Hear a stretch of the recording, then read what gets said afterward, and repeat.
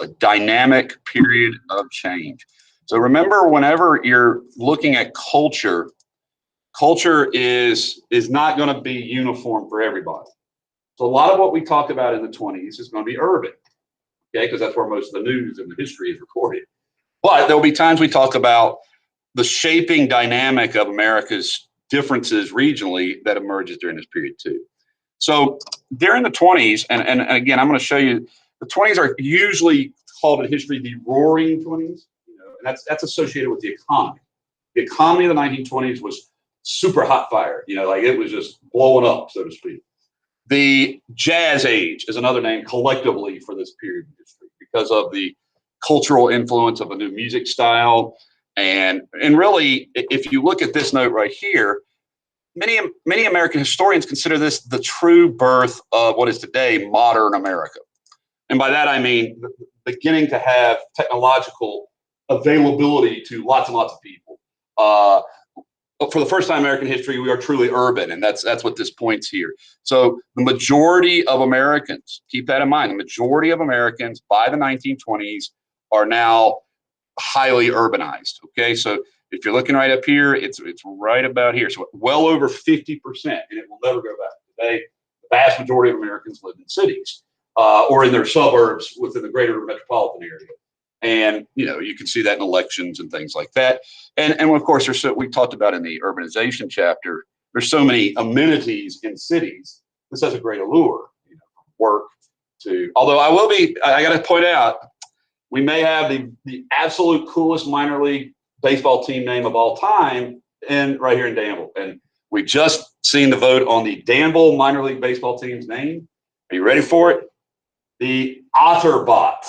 All right, the Otterbots. How cool is that, right? The Otterbots. Because apparently, right here in River City, they wanted to stay away from tobacco and Confederacy and whatever civil rights. So I think they went with something that everybody can say is pretty safe. An otter, because if you've never been in the Dan River, the otters will come up and play with you. If you ever kayak in the river, which I have, they'll come up and be like, like chilling around. It's great.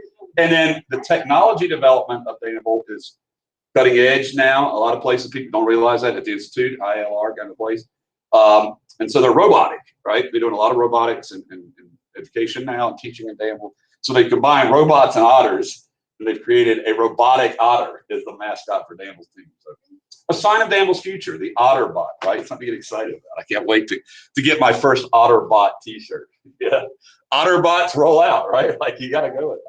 Roll out. So here we go. Let's keep rolling. So why in a period of such booming prosperity, why so serious? In other words, why were there things that Americans were really nervous about, upset about? And this, by the way, is very reminiscent of the 1950s, the 1980s, and the 2010s. So yeah, one of the most baffling thing about American history is how easily you can see its repetitiveness, its redundancies. And it makes you wonder, are humans hot-wired to do this stuff? Are we hardwired to do it? So we did not like getting involved in European affairs. That our first foray into that had turned out not pleasantly for a lot of Americans. So no more of that silliness.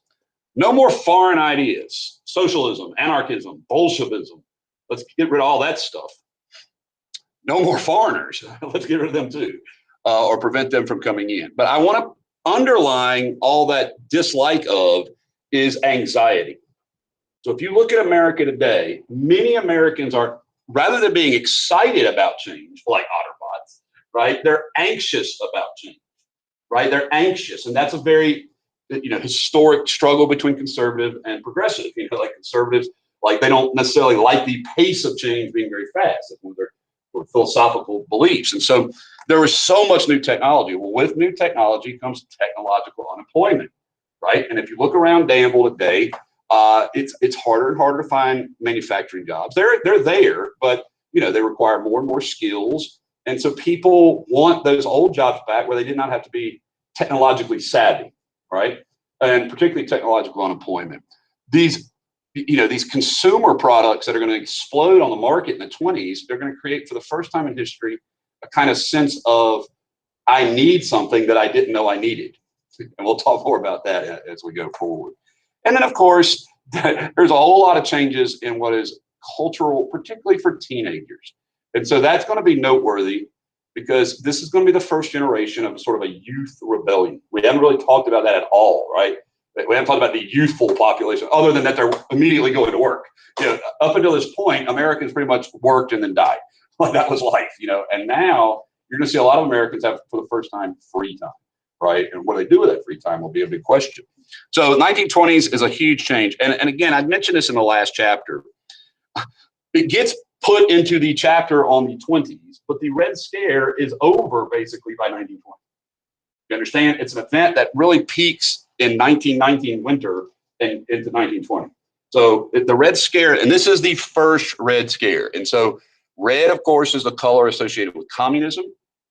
And the Reds were the Bolsheviks in Russia. And so this is a concern both about the outcome of the Bolshevik Revolution. So people are concerned that there's now a country in the world that's communist, but they're really in America more concerned that the idea or ideals of communism are creeping into America. You understand? So there's a greater concern, really, not that Europe will become communist in the 1920s. This isn't the Cold War, right? But there is a concern that there will be communism infiltrating America, particularly in the form of organized labor. That will be the most, and European immigrants. Those two groups are going to be overtly associated with communism. Okay, and here you see some. And by the way, it is important to understand, and these folks making these sort of associations between communists and anarchy are not wrong. If you study communism, it is an anarchist philosophy, because at the end of the day, there is no government. You understand? Like, you're not supposed to have government at all in communism. It's supposed to be the people are all self-governing in a utopian equality, right? You know, which is kind of what democracy is supposed to do, but on the other end of the spectrum, right? You know, like we're all supposed to self-govern and be happy together, right? But nonetheless, communism is associated with anarchism, and during this period, there is going to be an enormous amount of labor unrest that is going to be associated with the Red Scare. And so this is, you know, it's a terrible time to be a union member, because you're going to go on strike, and the government and the local and state governments are going to crush you, and they're going to say it's because you're communist. So I'll first point out that virtually none of these major strikes are in any way communist. They're not organized by communists, not led by communists, but because they're strikes during the Red Scare, they get tarred with that association. Just like most recently, there has been violence at Black Lives Matter protests by the organization called Antifa. So then that means BLM is Antifa, right? Like you get this association, which of course is not true, but it's how critics of one or the other can make that association. Okay, so here's a list. Obviously, you do not have to make this list, but during the decade from 1912 to 1922, there were at least 16 enormous strikes.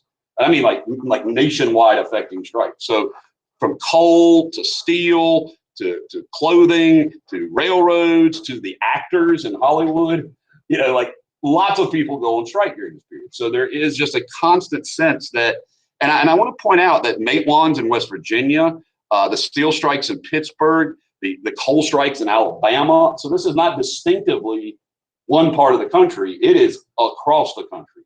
And so if you're middle class, you have a lot of concern about this. You know, you're like all these workers, and particularly who makes up a lot of the manufacturing workforce, are immigrants. So you associate these immigrants with this. And while not going into all of these specifics, I'll point out up here, for example, Lawrence is right down the road from where we first studied factories being developed. You guys remember the Lowell mills? Right, this is right down the road from it. So, you know, these are the original textile mills are now starting to have major strikes going on. That's a famous one called the Bread and Roses strike. Now, in the midst of all this terrible violence, you have one of the worst periods, maybe the worst period in American history for African Americans. Now, this doesn't make your textbook, and I'm not exactly sure why. They kind of hint to it, but they don't give you the name. But the event and post-slavery, this is going to be the worst year, perhaps, of African American history. You know. And it is called the Red Summer by the leader of the NAACP named it that. And you will see 38 specific accounts of white mobs lynching and murdering black people. Now, I already told you it carries over into 1921 with the Tulsa riot. And you know, these riots are primarily a result of, and I really want to point this out, blacks now working in jobs that had traditionally been held by white people. You understand? So there's a lot of economic undertone to this. Now, of course, racism is obviously the overtone to it, but you know, these are overwhelmingly against communities of African Americans or localities, blacks that are working now in jobs that historically have been, during the war, you know, they took those jobs, so to speak, they were available. And so this is a terrible period, and probably the most infamous of all lynching pictures, and it is one that really is horrifying if you look at up close, is the lynching of Will Brown in Nebraska. And here he has been murdered, and now his body is set on fire, and a crowd of people stand around celebrate, like happily. You know, the idea that this kind of mass murder occurred on a public square, like people did this openly in communities, and this wasn't just in you know, Biloxi, Mississippi, or you know, South Carolina. This was in Nebraska. You had people lynched in Washington State and in Iowa. You know, so it was a nationwide issue, and it leads to, now this is a conclusion I want you to take away from this too. First of all, the federal government does nothing about this. Wilson is paralyzed by stroke during this year. You may remember, right? So Wilson isn't, and so the federal government doesn't do very much at all in the year 1919. And so states and localities are going to be the ones that respond, particularly localities. And they're frequently going to violate civil liberties. They're obviously, in this case, going to commit atrocities. And there's no sort of, you know, civil rights oversight to stop any of this. Really terrible year. 1919 from one end of the country to the other is, so if you're an American looking at 1919 who's not directly involved in this stuff from the agitator side, you're like, oh my gosh, America is going through a civil war itself, because you routinely with these strikes, the private mercenaries like the Pinkertons or the National Guard or the state police would come and crush it or put it down. So you'd have battles between law enforcement and, or sometimes just private armies and these workers. And so it seemed like our country, between racially and labor-wise, was sort of imploding. And so I bring this poem in to remind you that W.E.B. Du Bois is still very active. This is, you know, the guy didn't go away just because we looked at him back 3 chapters ago.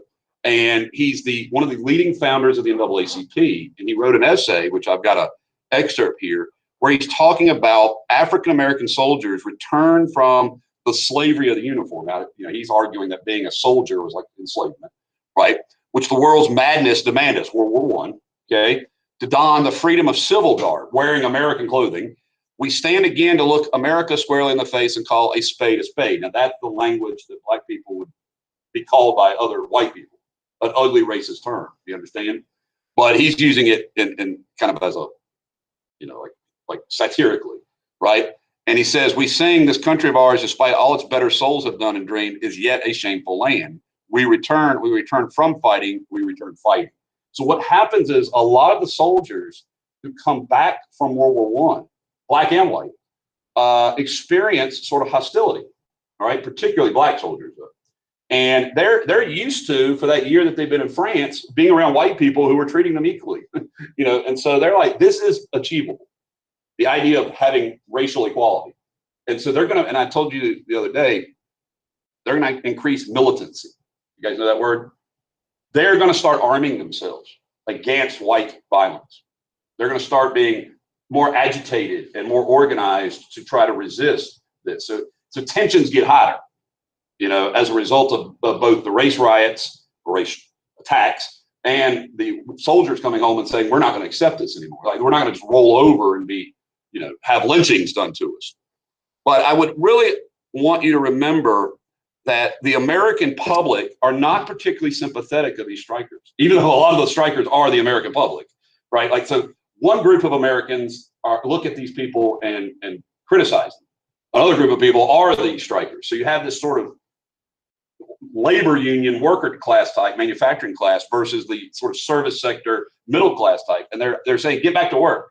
We didn't just win World War I for us to have Europe overtake us because the whole country's shut down, right? So you have a whole lot of that going on in the narrative. And, you know, I put a lot of these cartoons in here so you can see these are not sympathetic with with the union workers. They're not at all.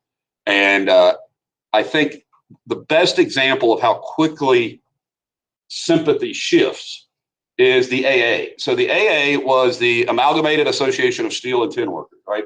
But we're just gonna call them the AA. And they were not a union learned, but they were the union that organized the Homestead strike. So you remember the Homestead strike against Carnegie Steel Mill? And they had lost, they had lost that, and Carnegie's company had used the Pinkertons. You guys remember that sort of private army? And so the AA began to organize its skilled steel workers, and they joined the AFL. Now the AFL was the mainstream union, remember? And initially the AFL supports a strike because conditions are bad, pay is terrible, all the reasons why strikes happen.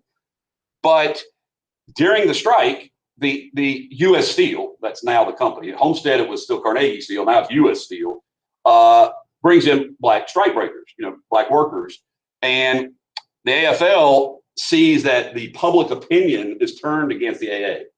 And the AFL drops their support. The AA doesn't give any money for the strike fund. And Gompers is like, unless they step up, we're not going to help them. And so the AFL backs away from helping the AA, and this strike totally fails. This was a huge strike. We're talking about tens of thousands of people, but ultimately U.S. Steel prevails, and the steel workers won't have another major moment in labor history for like 40 years.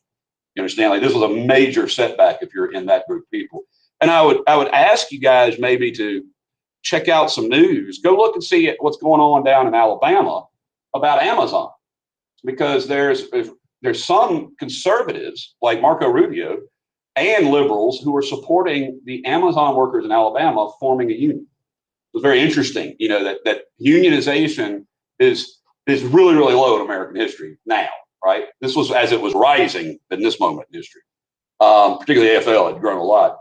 But now you're starting to see the conditions in the Amazon distribution facilities are considered very bad as far as working conditions. People are working long, long hours, being stretched to the, that's their words, not mine. And so Amazon has usually been able to stop any unions. And we'll look at strategies on how that kind of stuff happens. So pretty interesting. Now, at the core of the federal government's response, keep in mind, the federal government doesn't do much initially. Wilson, though, is a vehement anti-communist, right? Wilson hates communism. He also hates isms, he calls them, and he hates the hyphens. So anything that's not like pure, quote, American, he's not a fan of. But he's not doing well. And so his attorney general wants to be president. He wants to be the next president. And his name is Mitchell Palmer. And, the book, points out his nickname is the Fighting Quaker because he was of the Quaker religion. And so Mitchell Palmer's house will be targeted for a bomb. What happens during this period is anarchists start sending what are called mail bombs, and bombs are blowing up on people's front doors. And so he creates a brand new Bureau of Investigation. Now, today we call this the FBI, and it is under the Justice Department, right? But at the time, it was a bureau. That was all it was, And so he creates this Bureau of Investigation with, as its leader, a man named J. Edgar Hoover. And J. Edgar Hoover is going to be the leader of this agency, the FBI, for the next 50 years. And when he dies, he was considered the most powerful man in America. He's actually the head of the FBI when Nixon is in office, so the next 60 years. So he's really, and there's an interesting movie about him. Leonardo DiCaprio plays J. Edgar Hoover, and it's called Hoover. But that's a good movie. But nonetheless, Hoover is going to pioneer scientific methodology to law enforcement. So what I mean by that is the analysis of forensic evidence. So before this, most of the time, being a policeman meant you shook somebody down until they told you about someone else, right? Like you went and you kind of got the information from someone. And he rejects doing that. He's like, we're not going to beat the information out of people necessarily. We're going to, gather evidence and study it. And so modern forensics as a police science sort of starts under Hoover. And they dress in all nice suits. They become known as G-men or government men. And so they're doing these roundups of communists. So they start doing investigations, and they find actual radicals and suspected radicals. Now, some are are really radical, as in like bomb planters, and some are just people who believe in communism, which is technically not illegal. It's just a way of thinking. And a lot of places across the country are going to ban any form of communist speech at all, which is of course a violation of the First Amendment. They're not even like seat in their state legislatures people who claim to be socialists, by political affiliation. So this is a period where you were sort of guilty by affiliation, and so they would call your group a criminal syndicate. Now, criminal syndicate laws were created to round up gangsters, not necessarily communists, but they use the law for the same reason. All right. And so perhaps the most famous of the Palmer raids, and that's what they become known in history, these FBI sort of attacks on communists as Palmer raids, is involving the Buford. So this is the Buford. It's the Soviet Ark. Now, these are not Americans. I'd point this out. These are immigrants who lived in America. Some were from Russia, and some are, like in the case of Emma Goldman, definitely communists. She was the leader of the American Communist Party. And they're going to be rounded up. Now, this is where Helen Keller writes a famous letter while Goldman's in prison, advocating for her and supporting her. I told you, Helen Keller is full communist. But these folks are rounded up and put on this ship. It's a troop transport called the Buford, and they're shipped to the Soviet Union. Like, if you want to like communism so much, go live in it. And they're actually like deported to Europe. And so, they're not really tried, although some are. It's a collection of these sort of alleged misfits. So definitely know the Buford and the Palmer raid. So Mitchell Palmer, the FBI, they're focusing their primary effort on stopping communism. They're not going to be used initially to deal with labor unrest, and they're definitely not going to be used initially to deal with civil violence against African Americans. In the 1960s, you'll start to see within the FBI a civil rights enforcement arm. That takes over 50 years to get there. You understand? That's not normal during this period.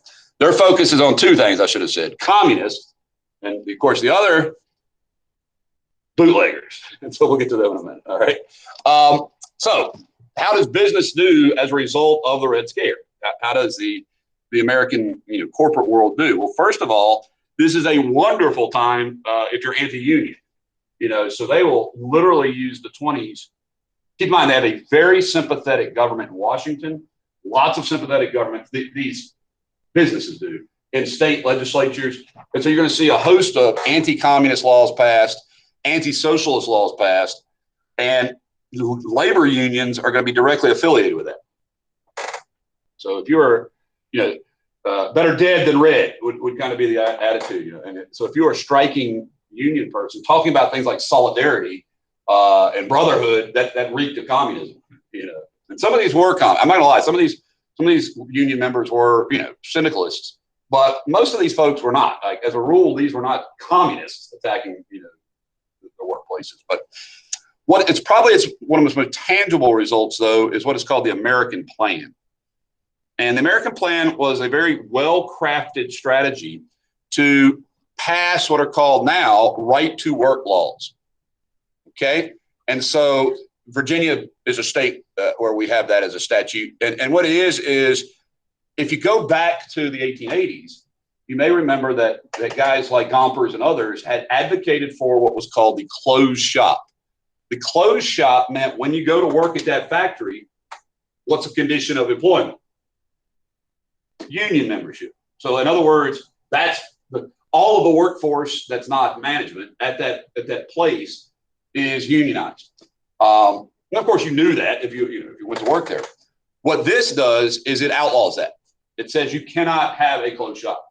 And so, as you can see from this map, a good chunk of the country, about half the country today, has what are called right to work laws. And if you look where they are, most of them are in the South or the Midwest, or the West rather, where the populace were and where there hadn't been much industry. And so this is the period, like when we talked about Dan River Mills, right? This is the period when Dan River Mills starts to really blow up because no union, a lot less wages, low taxes. Let's locate from Massachusetts where you have all that stuff, the inverse, to here. Not that Dan River located from Massachusetts, but you get the idea that it's a better place to have textile workers down here. was the argument. And so states have gone back and forth on this, particularly Wisconsin, the big state that's been fighting this argument. Illinois, so the sort of Rust Belt part of our country is most famous for clothes shops. And, you know, today that's sort of under attack by conservatives who want to get rid of that, okay, or pro business. Now, there is an example that always seems to pop up as the sort of singular incident that's like a microcosm of the whole experience. And it's a case that arises from a murder or a set of murders. And there is really kind of flimsy evidence. There's sort of circumstantial evidence, you know that terminology. And these two Italian immigrants who were anarchists, I'll point that out, like they were part of groups that met that were anarchists, get arrested. Now, the fellow on the left there has a gun, you know, and so that makes him like a lot of Americans, but it also makes him a suspect. It's a similar gun to what they think, but not necessarily similar. It might be the gun. So unfortunately, the evidence that is, it's like they don't follow what we would today consider the rules of evidence. Like they basically use circumstantial and lead witnesses, and the trial is sort of, it takes place kind of under such a microscope or under such a spotlight that, you know, it's hard to imagine that these guys got a fair trial either way. But the trial itself is going to drag out with the appeals process for 6 years. And during that 6-year period, it's going to constantly be in the newspapers. You know, it's going to be, and so you had like liberals all over the world writing to say these people shouldn't get the death penalty. This, you know, the evidence is very flimsy. In the end, they'll be electrocuted, these two guys. So Sacco and Vanzetti are, you know, the narrative by most historians is that they're executed because they're immigrants, new immigrants, right, Italians, and that because they were associated with anarchists, and not necessarily because they did murder. Now, yeah, I don't know for certain that they did murder or not, but I know for a fact that this will become like a polarized, you know what I mean by polarizing? You're either against them or for them kind of thing. And a lot of Americans are against them, and that will be one of the guiding principles of this. Now, this should tell you that this is one of these periods in history where this debate about immigration really raises its head full tilt, right? So if you go back to the 1880s, immigration started to really take off again, but it was from Southern and Eastern Europe. So we call those folks new immigrants. During World War I, you also saw more Hispanics migrate to America, right? So here you see a cartoon called The High Tide of Immigration, a National Menace. And you can see this sort of flood of people from the Italies and from other places in Europe and from Latin America. And the cartoonist calls them riff-raff, which is like a word for garbage, trash. And you can see that Uncle Sam looks like he's about to be, you know, washed over by the tide of these people. So by Uncle Sam, he's holding the flag as well as saying a danger to American ideas. So we would call the 1920s a high period or a strong peak of nativism, right? Nativism is going to be very powerful during the 20s. Here's another cartoon of it. See Harding looking all sort of, you know, responsible. And meanwhile, daily, what comes from Europe, the slums of Europe, they're dumping. And so these guys with the big broad brimmed hats are Italians, mafia, it says, and, you know, anarchy and socialism. And they're depicted as rats aboard a ship here, right? So these, you know, they're not like when the immigrants from Eastern Europe came over, they were not welcome, you know, by the quote Native Americans, right? So the most nativist group by far, the group that was most anti-immigrant, is a group we don't normally think of as that singularly. All right, but this is going to be the reborn Knights of the Ku Klux Klan. So if you remember, the first KKK emerged in the 1870s during Reconstruction out of Tennessee, right? This is going to be a reconstituted KKK, and the first KKK was really designed as a terrorist group to intimidate and scare Black people from voting, right, and from trying to participate in politics, and from Northerners who were helping them. And it had fallen on rough times, obviously, that KKK, when Grant crushed it. You guys remember Grant sent troops down here to stop the KKK. Well, this one is reborn in Stone Mountain, Georgia, at the turn of the century, and it is anti-everything, Isabel. Okay, so first of all, this group identifies itself as a proud Christian organization. So I know some people will look at the Klan and be like, how is that considered Christian? But for them, it is purely waspish. You guys know WASP? White, Anglo-Saxon, Protestant. And so they cannot stand foreigners. This is an intense nativist group, right? They can't stand Catholics. They don't like black people, obviously. They don't like Jewish people. They don't like wimps, pacifists, as they would look at them, right? I don't consider pacifists wimps, but they saw them as selling out America. Anti-communist, anti-foreign engagement, anti-evolution, so often associated with fundamentalism during this period. Anti-bootlegger, which, by the way, it's interesting that most people forget that a lot of Southerners were dries, which means they were not in favor of alcohol. Southerners were routinely divided, but the majority of Southerners were in favor of prohibition. It's ironic since the moonshine capital of America is Franklin County, Virginia. But keep in mind, those were not people that were particularly popular in Virginia. All right, so they were very. Now you don't have to write all this stuff down, but I would argue the Klan was both anti-progress or anti-change, if you don't want to use the word progress, right? Anti-modernity, and of course, overtly racist. Always have been. Very bigoted, anti-immigrant. So this Klan was extraordinarily popular. Like when I say this Klan, there have been multiple incarnations of the KKK, as this peak and valley here shows you. This Klan boasted in 1925 5 million members. With the M, million members, right?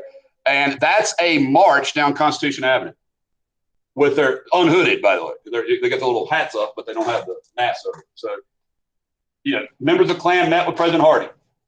All right. So this was like an American organization, during this period. Still doing the cross burning, still doing the terrorizing, but doing a lot of other stuff too.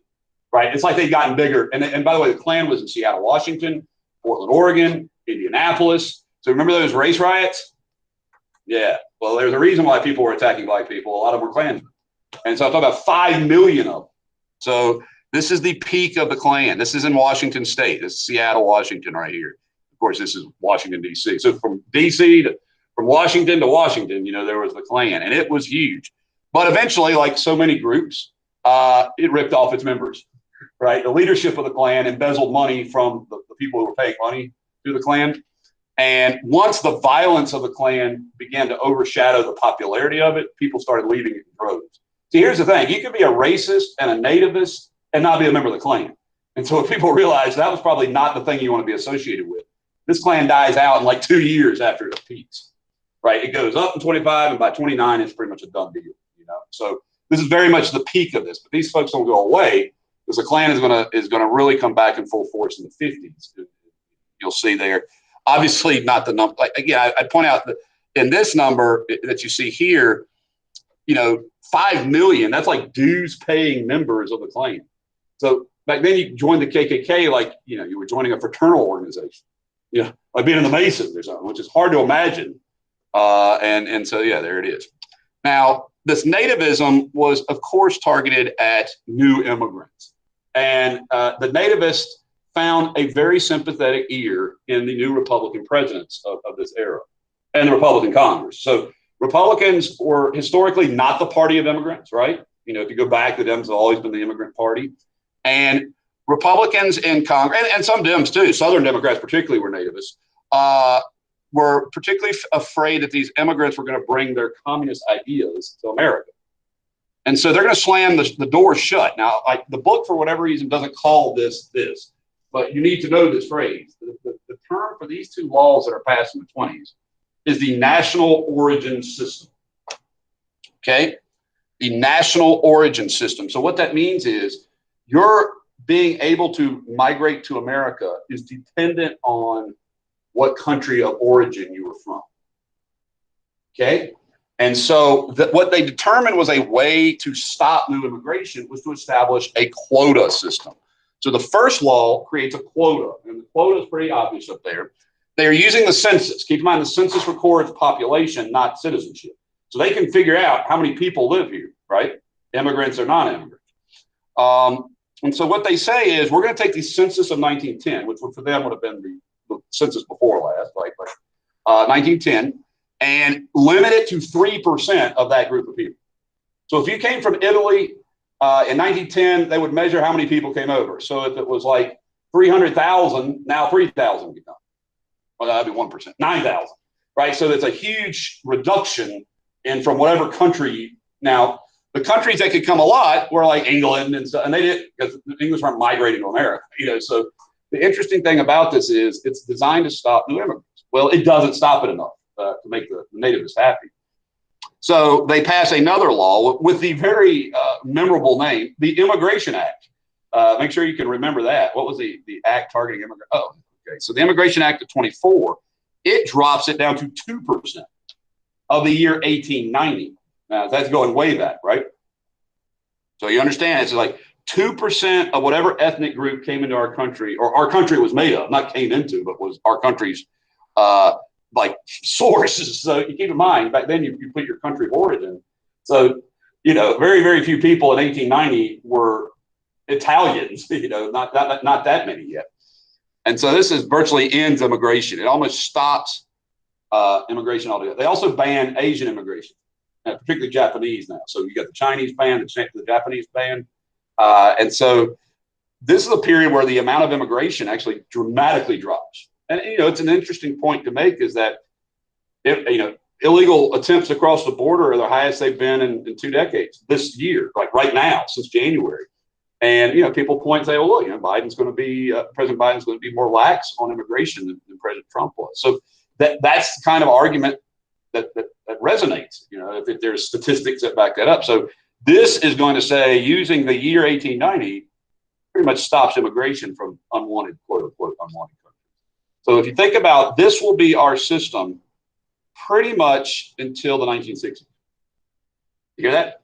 So we're going to go through a period where we don't have that much immigration, for about 40 years. Of course, during that period, America is going to be very prosperous. So people are going to associate, no immigration, prosperous. Okay, let's get those two things together again, right? So that's going to be a common denominator. It's interesting. Now, you do have developed during this period a counter argument. Now, the initial argument for immigration, if I were to go back to the very beginning of our country, immigration throughout American history has been expected to follow with assimilation, right? So you get off the boat and you become American. And that means you learn to speak English and you learn American culture, you learn American political system, and that was, and you become an American. Well, if you remember the new immigrants, a lot of times they didn't make that adjustment that rapidly. They may have lived their entire time in America and not spoke English. So you have a debate that's interesting about the role of immigration in our country's history. And keep in mind that the historic perspective had always been of what's called the monoculture. The monoculture is the idea that Native Americans are supposed to assimilate, right? They're supposed to act like who? WASPy kind of people. And that was the development that some people call the monomyth of America, like a single culture. But you have on one side of the left, Horace Callan, and he creates the idea that is very popular with many people today, and that is cultural pluralism. All right, and cultural pluralism means that you basically have two cultures. Like within America, let's say, for example, you're Hispanic and you are from Mexico. Like there's a store down here beside Riverside Drive and off of Riverside that sells Mexican products, right? And so the argument would be under cultural pluralism, while you become an American, you are both a person of American development, but also of Mexican origin. So in other words, you're both. You're like a hyphen. Does that make sense? And so the idea is that these folks are still law-abiding. They're still going to pay their taxes. They're still going to pledge allegiance, but they're going to be different too. They're going to have a very different culture than, say, people from Western European origin. All right, well, that's cultural pluralism, the idea that within the large culture of America, there are many sort of small cultures. But then you also have this guy, Randolph Bourne, who says, that's not really true. America is really cosmopolitan, which he's saying, like, throughout America, all types of cultures exist. There is no single culture that people assimilate to. But that's actually like a white person's myth. Like they created that idea of what does it mean to be an American, quote unquote, right? So his is the idea of what we call cosmopolitanism. So, when we hear students sometimes say, and I've certainly heard this, being a citizen of the world, it's the idea that America is a participant in lots of different people and all under the giant umbrella of we call it the United States of America. So it's not like this distinct uniformity with smaller pieces under it. It's just like it's a whole bunch of pieces. And I find that interesting because that's becoming, I think, more and more in America today, the dominant thought of people who support, large scale immigration is multiculturalism. And so you see the influence of that later in history. Now, by the way, neither of these two guys are very influential during this decade. You understand? They're pioneering, though, as far as the future for the understanding of the debate about immigration. So, they're basically three perspectives. And, the one that I think, the WASPy types historically think is that you should be, what I'm like. That's the mentality of what an American should be. I don't know if that's true or not today. It's a great discussion or debate about what the role of immigrants are in American society. Now, by far, the thing that would drag people into getting the most attention in the 1920s is prohibition, right? Because prohibition has been coming for a century. And I know there's a lot of information up here to process, so let me just take you around the collage here.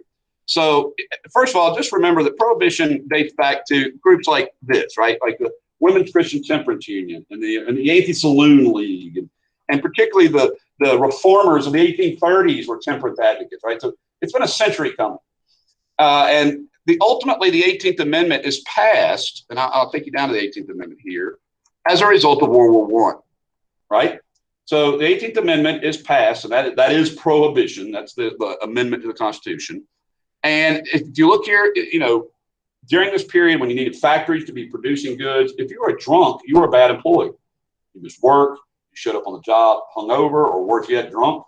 And so this was really frowned upon because you were very inefficient as a worker. Obviously, alcohol as a treatment for wounds and bacteria was going to be needed intensely during World War I.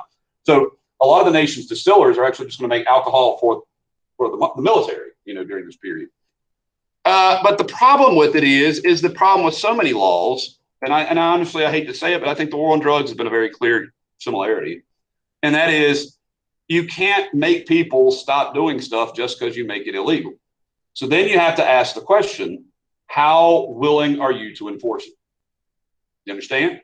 And the problem with the federal government during the 20s is they weren't willing to enforce it hardly at all.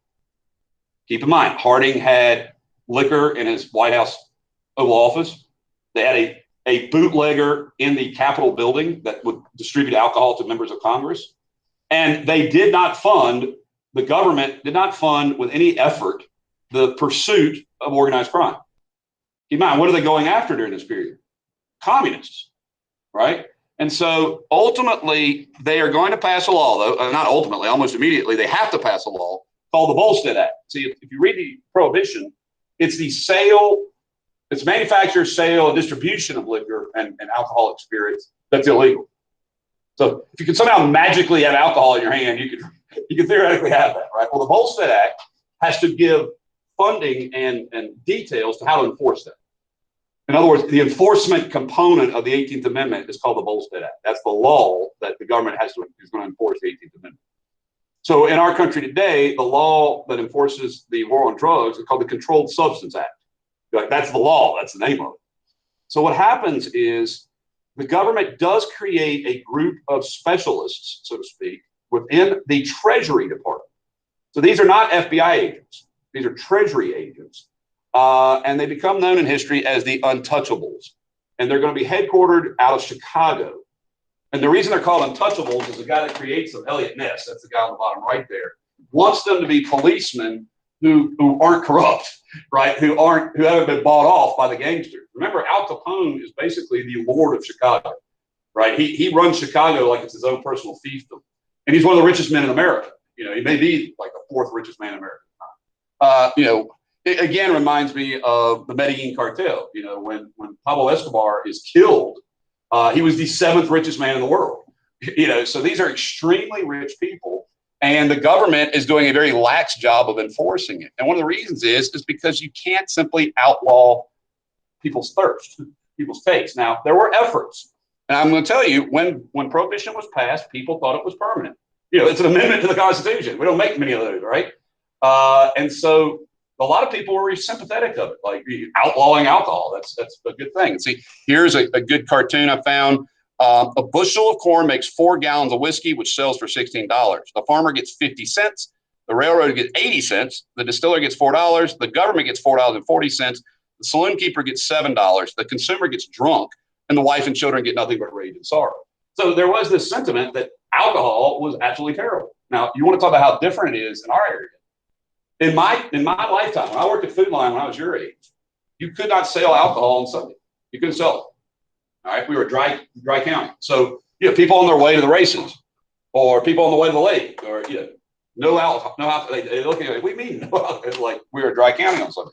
It was a blue law dating way back to this, but the idea of before this, to protect the Sabbath from having alcohol sales. Right. So lots of sympathy in this area. Problem is, you had people doing stuff like this. So this lady is very discreetly hiding her flask in her boot. So she is literally a bootlegger. You would have guys that would take and sneak across the nation's borders with huge flasks of liquor wrapped around them and then a coat over top of them, right? It reminds me of going to a Virginia Tech football game. People would be sneaking alcohol in any way they could, sadly. Here you see a lady who's using a book. It's not a Bible. I thought that would have probably been a stretch. But her book is a secret canteen or a secret flask for alcohol. So all across the country, people were breaking this law, like overtly breaking this law. People were making bathtub gin, and it was blinding them because they weren't distillers. They were using like you get Clorox type material in their bathtub to clean it, right? And then they would make alcohol in it, and then they would ingest that, and it would kill them or make them go blind. But the worst part of Prohibition, and here's a very famous sort of depiction of what's called a speakeasy. These were underground, sometimes literally, not always, bars, saloons that you had to speak a password for to get into because they didn't want to get arrested, for selling alcohol. But just about everybody you can imagine, it seemed to be breaking the law, and it was enormously unpopular in cities. Now, I just remind you, where was the bulk of America? In cities. So immigrants couldn't stand the idea of it. And I think about America in our community. Here we are in the Bible Belt, and our previous congressman was a liquor distiller. Right? That's what he did for a living. He sold liquor up on Silverback Distillery. Downtown Danville, you have a brewer. You have two breweries, right, in downtown Danville. So things have changed. But back then, it really was a sense that this was a serious vice. And so the crime is going to skyrocket during this. Understand? Because just like with the war on drugs, when people have a demand that's illicit, you can charge them more money, right? If people want something, you're going to get it. So you see an enormous growth of rum from Jamaica. So they'll be sneaking it on ships. From Canada, Canadian whiskey. Right here in Franklin County, they're going to be distilling moonshine and selling it all across the country. It's a cool movie about that. Tom Hardy. I forget who else is in it, but it's a pretty cool movie. If you ever want to check that out. But once these guys got into it, and so here, Al Capone is by far the most infamous. Scarface, here he is with his nice scar across his face here. But here he has a rival gang massacred on St. Valentine's Day by his own gang dressed up as police officers. So they pull them over, line them up in front of a wall, and then just mow them down with a Thompson machine gun, right? So this is like open lawlessness. You're going to see bombs going off in people who won't sell liquor or who won't sell Capone's liquor. An enormous growth in firearms, right? And so the pursuit of these gangsters is going to be really almost legendary now, right? In the end, they're going to get Capone on the very trivial federal offense of tax evasion. You can't be one of the richest men in America and not pay any income taxes. And so they being the Untouchables, captured Capone's accountant. They caught him, and they caught his bank records or his records of his financial dealings, and all of it showed he was not engaging in any income tax payments. And so he goes to prison and dies of syphilis, sort of unloved and unwanted. But nonetheless, this thing is going to last well through the worst of the Depression.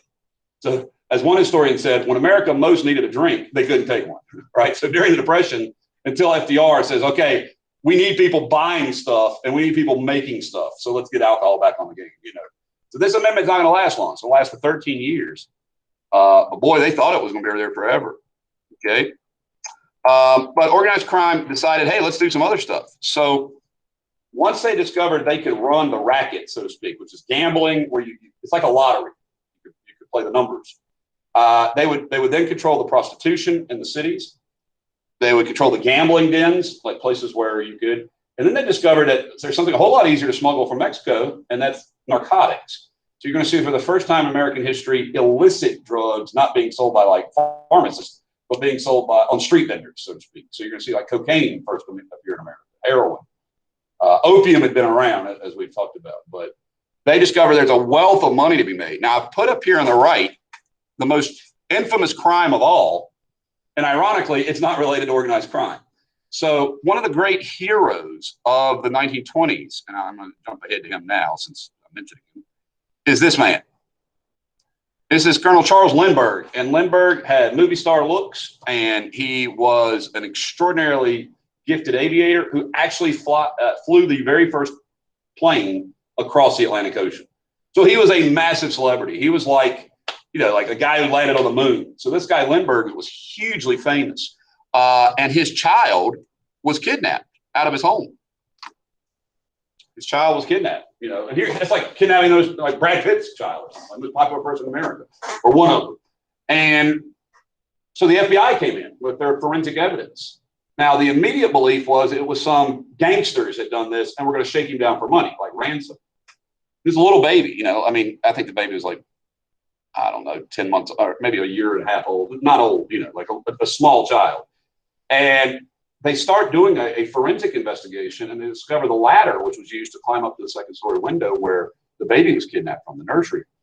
And then they start putting two and two together. Somebody does offer to give them the baby back for money, like a ransom. And they're like, okay. So they start doing investigation of the letter, right? Like forensic evidence. And then the next thing you realize is like somebody who knew the facility had to do this. And so it turned out it was a gardener who had been there like the week before the kidnapping, who had kidnapped the baby with the hope of selling.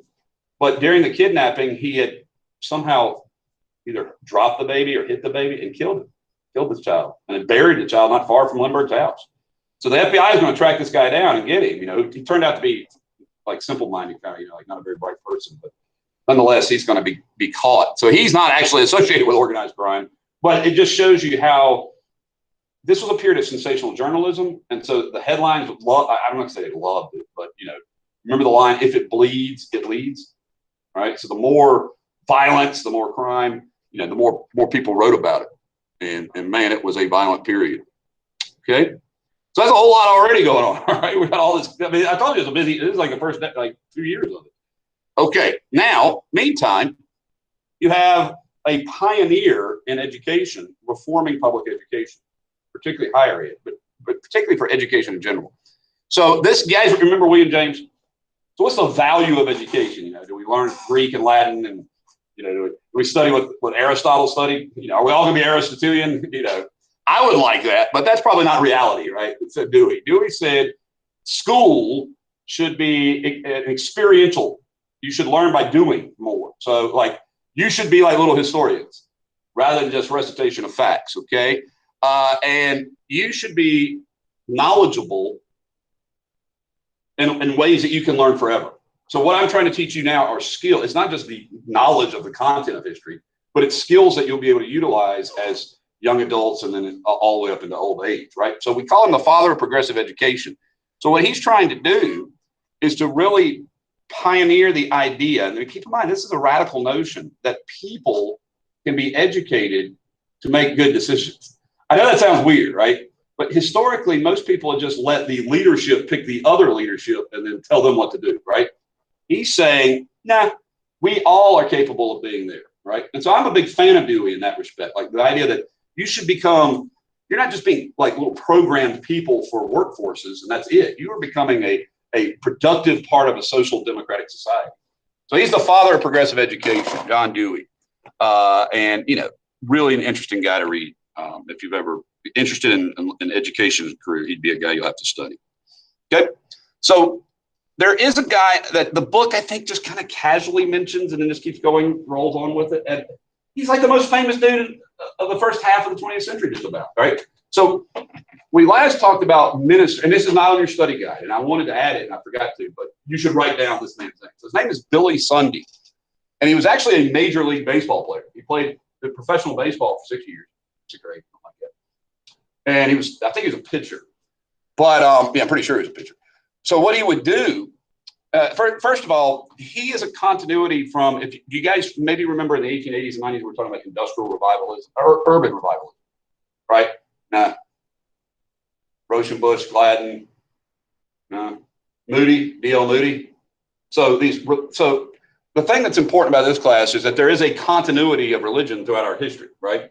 And it's during this man's ministry that you first start to truly see an overt association with society being moral as an agenda, almost politically. And by that I mean, guys, you should make note of this. Communism is atheistic. So Sunday is going to preach against communism a lot, okay? He's going to be the leading. So when you start to think about Southerners hating communism and evangelical Christians hating communism, well, they're godless, right? So that's part of it. Secondly, he was very, very in favor of prohibition. So some people give him credit for getting prohibition passed, because again, he used his ministry as a sort of social revival of morals. So a very moral compass person, he would argue, right? So against communism, but not with the sort of loaded bigotry of like some of the other people we've talked about, right? So hugely influential. Lots of people followed him. He would be enormously entertaining he didn't really preach in churches. He preached in like arenas. He had enormous arenas that people would come to. So definitely know Billy Sunday. And he was very, very smart, but he would actually be very he was animated and full of energy, like a Major League Baseball player, from the pulpit. So he was a combination of that and, those two things, like athlete, preacher. It was really a neat thing to see. But Billy Sunday, don't forget him. But probably the only other thing that is as well known about religion there in the 20s is this event.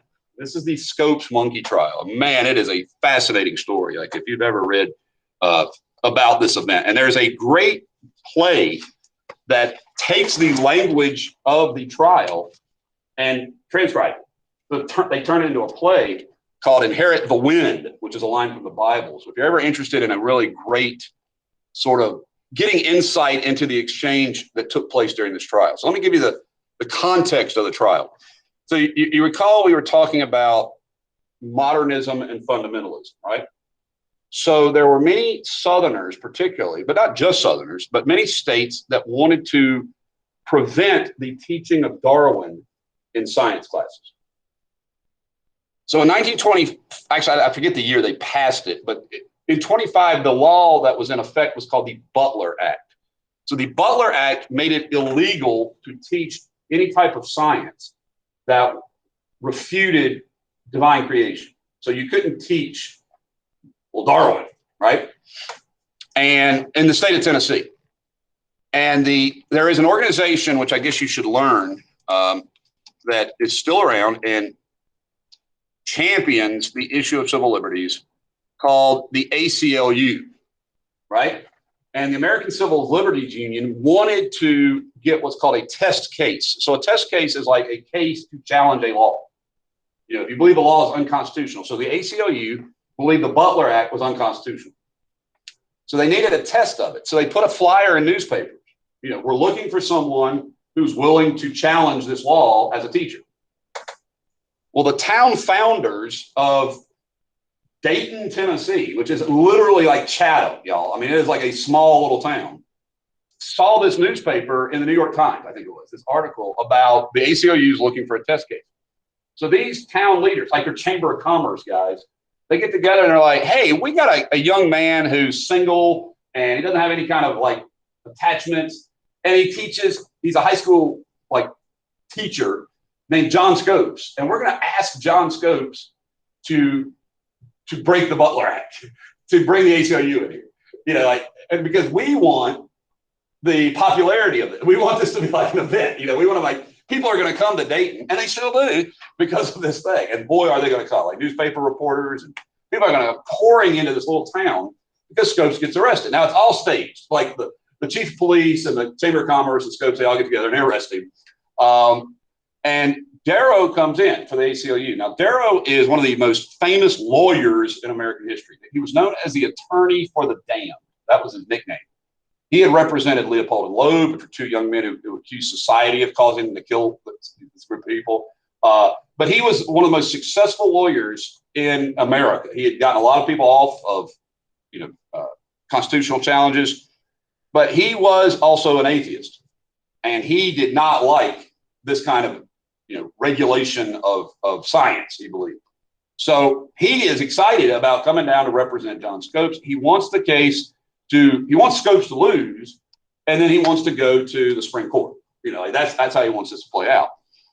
Well, you know who William Jennings Bryan is, right? Like, that name is not news to you. Now, this is a whole lot after the populace, like 30 years later. And he ain't so boy order anymore. He's an old man. But William Jennings Bryan was still one of the most famous people in America. He's Secretary of State, three-time candidate for president, and big time president candidate, Democratic Party.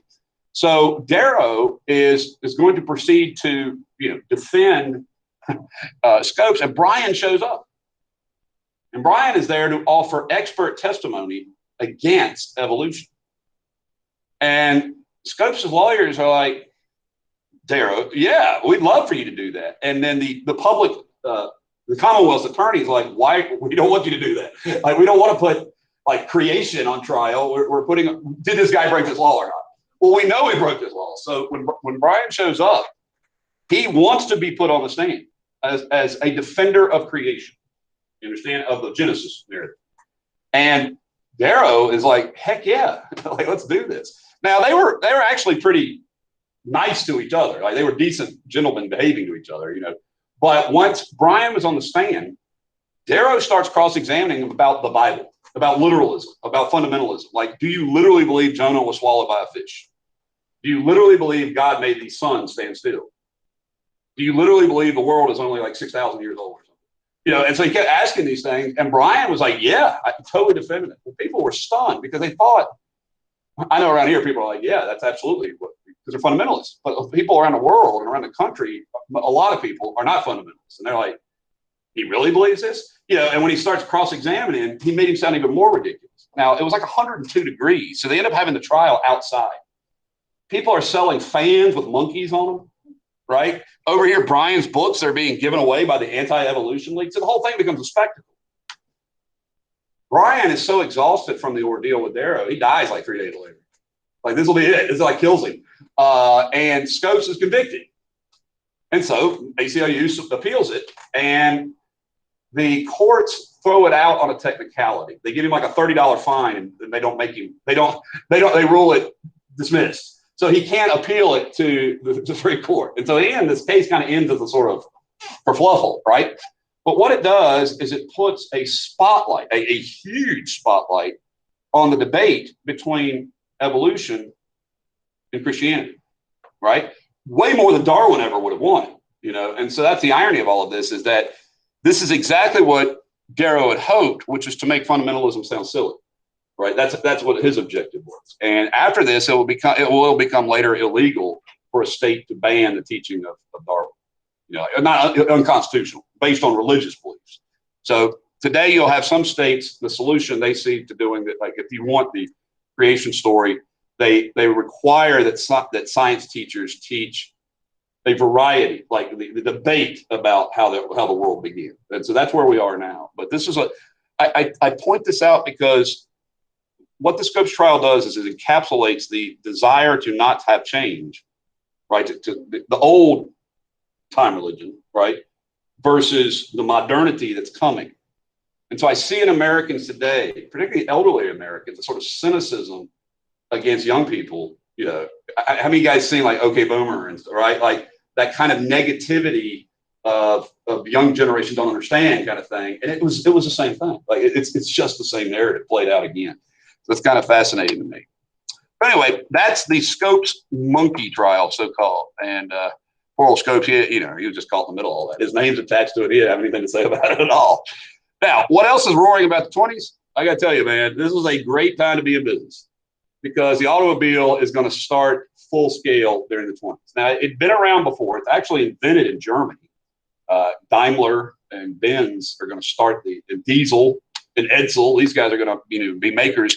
But the guy who's going to put this thing on the map, the guy that really absolutely rockets, automobiles. We're going to take a look at in a minute. So there are lots of reasons why the 20s were roaring economically. And I would like you to look at this, because if you ever want to predict when the economy is going to go well, you need kind of like this perfect storm of good stuff, right? And so what was this perfect storm? Well, you had lots of capital, lots of money, because the government had poured a lot of money into the private sector, right, with the war. You're going to have the sort of lion of conservatism as the Secretary of the Treasury for 2 presidents, Andrew Mellon. He's going to push one of the largest tax cuts in American history. New technology, making stuff affordable. That's the beauty of today, is all these awesome gadgets are cheap, right? Mass production, and we'll look at the folks behind that. Of course, the assembly line. And cheap oil to run all this stuff. This is the era of Standard, before it was dissolved, and then it was dissolved, and it was still successful. Like all these gas companies are booming, right? So during the 20s, as partially related to this, actually directly related to this, is the birth of a new industry. And this new industry is the advertising industry. So, I find it utterly fascinating to discover that there are things I need that I didn't know, right? Like, you need this. Oh, I didn't know I needed it. I thought I knew what I needed, right? Like, the idea of advertising is brilliant, because it's literally an industry to tell you need something that you didn't know, right? So you're going to see, for the first time in American history, promotions to try to convince people to purchase stuff. Now, we're so inundated by ads today, they're ubiquitous, they're everywhere. You get used to it, right? Like, marketed to, right? But Americans before the 20th century didn't need to be marketed to. You'd be like, what's the newest plow? I need to go get it. All right, that's it. You didn't buy clothes based on advertising. You didn't buy anything based on advertising. So the person who sort of encapsulates this the most is a novelist. He's a businessman, but he writes a book that's sort of a satire called The Man Nobody Knows. And he uses Jesus as a business model. And they thought, well, you think about it. Jesus took 12 random dudes, right, sort of ordinary people, and created the world's most successful industry. Christianity, right? There's 2 billion people on the earth that are Christian. So what he's saying is, what techniques did Jesus use? But what really this is doing is associating the gospel of wealth too, because he's saying, remember the gospel of wealth?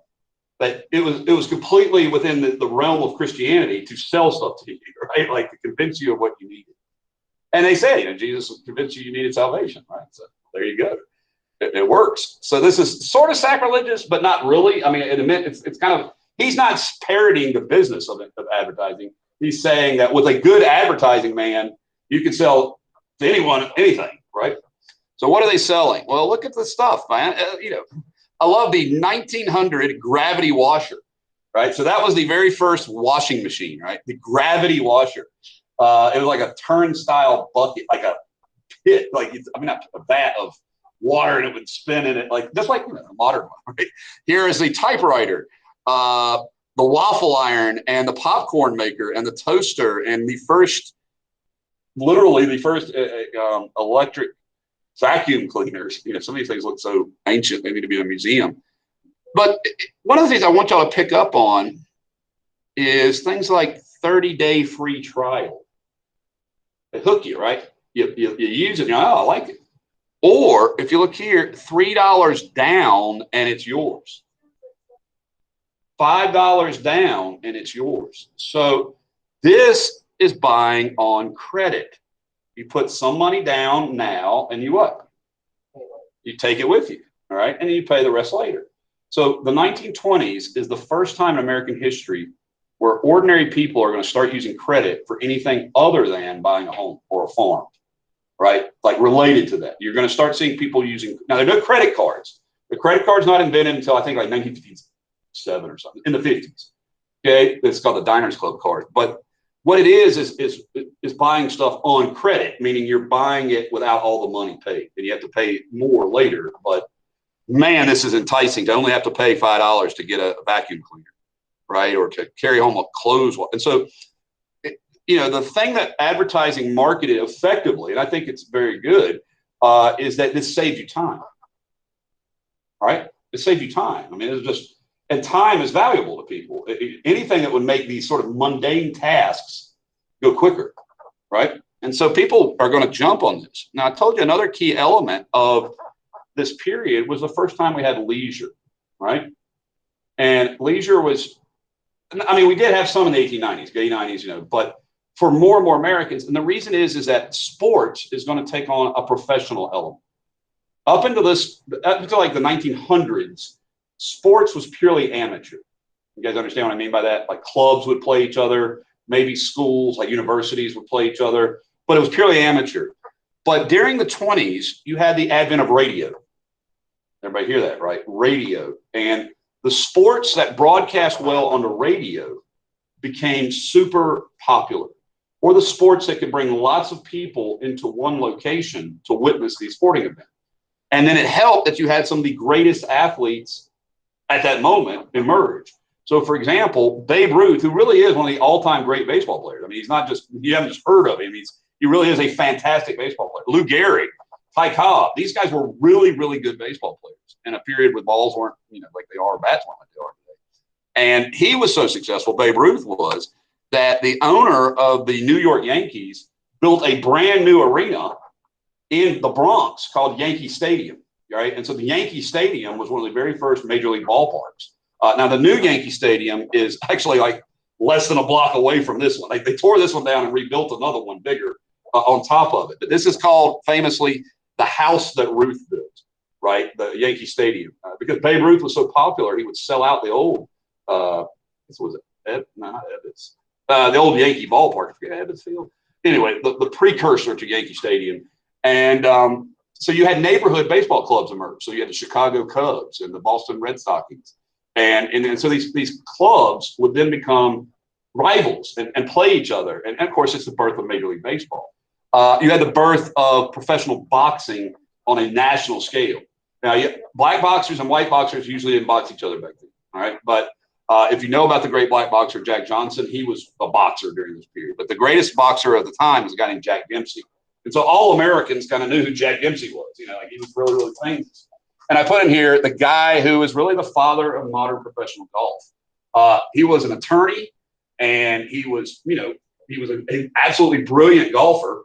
But he designed Augusta, you know, the Augusta National, which is the home of the Masters. And really, Bobby Jones is a guy who took golfing and brought it into widespread knowledge. Like people became aware of golfing. And so you started to have the pastime of presidents throwing out the first pitch. That's Calvin Coolidge, who was a baseball player. Right? And so these are the beginning of really America's sports. You know, the NFL hadn't happened yet, but you had Red Grange. And so you did have football clubs too at this point that were making money. So the 20s are really where this took off, but I got to give credit to the radio, because you have radio announcers telling you what was happening. It was like me talking to you guys looking at a picture. Like they just had a radio and people were telling them, oh, it's an AP. So you have stuff like that. It's pretty awesome. So I talked about industry, and the significance of industry is it can't be really underestimated. I have to really tell you how important this is, because up until this point, industrialists had really capitalized off of tons of cheap labor. You understand? Just like labor basically being machines. And that totally makes sense. You know, the machines and the labor would kind of merge. But you had a guy named Frederick Taylor, who was, we would call him today an efficiency expert. He was an engineer who wanted to maximize the productivity of the industrial assembly line. And so what he did was develop techniques that would remove waste from motion. So like if you were taking 2 steps to do something, he would find a way to turn it into no steps. So you can maximize your output. Okay. We will pick up with this narrative tomorrow. Okay. Hope you guys enjoyed all that.